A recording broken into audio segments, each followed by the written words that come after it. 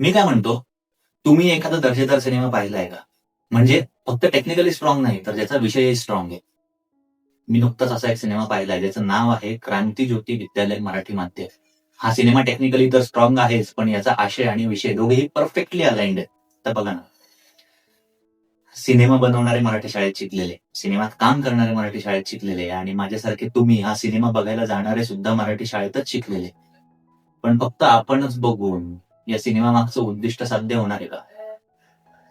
मातृभाषेतून शिक्षण, ज्यामुळे मुलांचा सर्वांगीण विकास व्हायला मदत होते आणि आज आपण आपल्या स्टेटस जपण्याच्या गडबडीत हीच एक महत्वाची गोष्ट विसरतोय.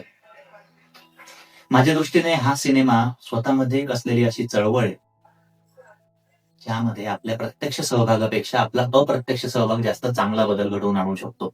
तो कसा? तर मी हे नाही सांगणार की तुम्ही आत्ताच्या आत्ता तिकीट बुक करून सिनेमा बघायला जा. नाही. बघायचा असेल तर बघा, नाही तर नका बघू. पण जे लोक हा सिनेमा बघून आलेत आणि ज्यांना या सिनेमाचा गर्भितार्थ कळालाय, त्यांनी या सिनेमाबद्दल बोलायला नक्कीच सुरुवात करा. आपल्या मुलांचं प्राथमिक आणि माध्यमिक शिक्षण हे आपल्या मातृभाषेतून का व्हायला हवं, याबद्दल किमान आपल्या जवळच्या लोकांना तरी सांगा. आपल्या आजूबाजूला अशा अनेक मराठी शाळा आहेत, ज्यांची पटसंख्या आज खूप कमी असूनही ते आपला शैक्षणिक दर्जा टिकवून आहेत.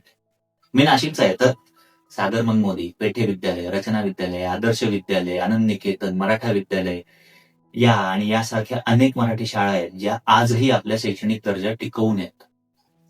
आता मी तुम्हाला हे नाही सांगणार की मला कॉमेंटमध्ये तुमच्या शाळेचं नाव सांगा, पण ही चर्चा पुढे चालू ठेवण्यासाठी मला कॉमेंटमध्ये तुम्ही हे नक्की सांगा, की तुमच्या गावातली किंवा तुमच्या आजूबाजूला अशी कोणती मराठी शाळा आहे, जी तुम्ही एखाद्या व्यक्तीला सजेस्ट कराल.